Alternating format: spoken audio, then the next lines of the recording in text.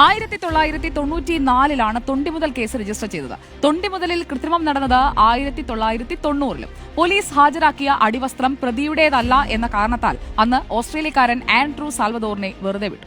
തൊട്ടടുത്ത വർഷം ഇറങ്ങിയ ആനവാൽ മോതിരം എന്ന സിനിമയിൽ ആ രംഗങ്ങൾ അതുപോലെ ആവിഷ്കരിച്ചു.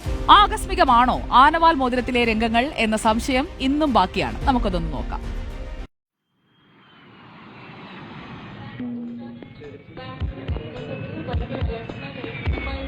വിമാനത്താവളത്തിലെത്തുന്ന വിദേശ പൗരൻ ആൽബർട്ടോ ഫെല്ലിനി.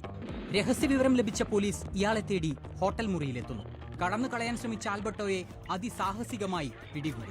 ചോദ്യം ചെയ്യലിൽ അടിവസ്ത്രത്തിൽ ഒളിപ്പിച്ച മയക്കുമരുന്നും കണ്ടെത്തി.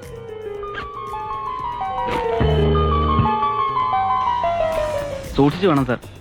ഇന്റർനാഷണൽ മാർക്കറ്റിൽ ഈ ഹെറോയിന് കിലോയ്ക്ക് 1 കോടി രൂപയിലധികം വിലയുണ്ട്. കേസ് കോടതിയിലെത്തി. വിചാരണ തുടങ്ങി. അഭിഭാഷകൻ ഘോരഘോരം വാദിച്ചു.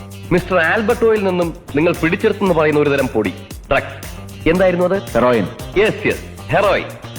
എവിടെയായിരുന്നു അദ്ദേഹം ഒളിപ്പിച്ചു വെച്ചിരുന്നത്? അത് ഡ്രോയറിന്റെ ഈ എലാസ്റ്റിക് ബാൻഡിൽ. ഓഹോ, ഡ്രോയർ അദ്ദേഹം ഉടുത്തിരുന്നു അതോ വേറെ വല്ലയിടത്തും? ഉടുത്തിരുന്നു. യുവർ ഓണർ, ഉടുത്തിരുന്നു. Please not.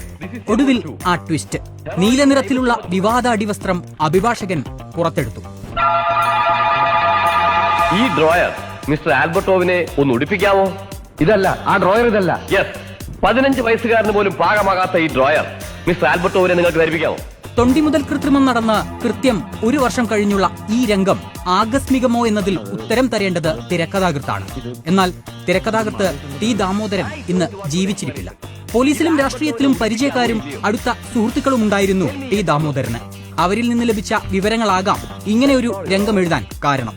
ആന്റണി രാജു കുറ്റക്കാരനെന്ന് കോടതി പറയുമ്പോൾ 34 വർഷം മുൻപിറങ്ങിയ സിനിമയും ചർച്ചയാകുന്നു.